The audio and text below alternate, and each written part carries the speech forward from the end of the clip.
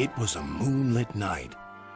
Henry was taking a goods train to the station by the lake.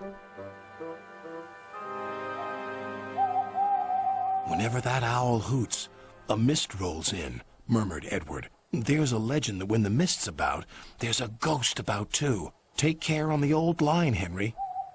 "Stupid bird," said Henry. "Owls, mists, ghosts. Edward's going soft at the boiler. There's no mist." But Henry was wrong. "What's that?" cried Henry. "It's an amber lamp," murmured his driver. "That means proceed with caution." "Who's there?" No one replied. Henry crept slowly forward. He stopped by a tree. It had a sign nailed to it, "Beware of the viaduct." The driver was surprised. No one warned us about that before. And look, the signal's red. And the gates are closed. And there's a fogman's coat. But where is its owner? Then they saw a light move within the station building. "Ghosts!" exclaimed Henry. "Edward was right." "Something very strange is happening," said his driver. "I think it's best we go back." "So do I," agreed Henry. By morning, the mist had cleared. A workman was talking about the unsafe viaduct. "Lucky you didn't cross it last night." "Yes, but we don't know who warned us," replied Henry's driver. Later that day, he spoke to Henry. "The viaduct has been repaired. We can take our train back along the old line tonight." Henry really didn't want to. But when nightfall came, he was sizzling nicely.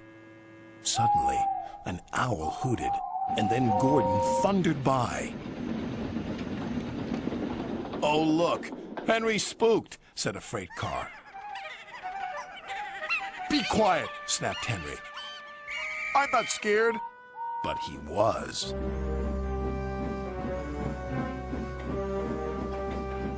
A little later, the fog came down. As they approached the same area, they saw the amber light again. "Here we go," said Henry's driver.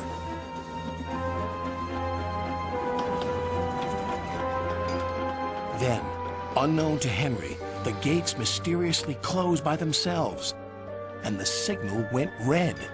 The freight cars had seen everything, and they were spooked. "Faster, faster! There's a ghost about!" "Stop, stop!" yelled Henry. A mysterious figure watched Henry go by. Ahead was a landslide blocking the line.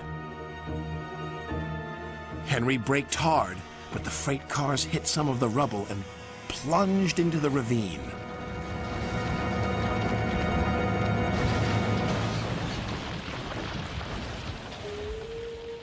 Just then, Henry's driver saw a strange sight coming towards them. "What's that?" he said. The fireman laughed. "That's our ghost. It's Old Bailey, the fogman." Old Bailey was very cross. "I tried to warn you about the viaduct. Why didn't you pay attention?" "We're sorry," replied the driver. "Is there anything we can do to thank you?" "I'd like to operate that old station. If you let me, I promise I won't spook Henry again." And in a little while, Old Bailey's wish was granted. "You and your station will be really useful," said Sir Topham Hatt. "Let's hear a hearty thank you to the friendliest, ghost on the island." Everyone cheered, especially Henry, who was the happiest of all.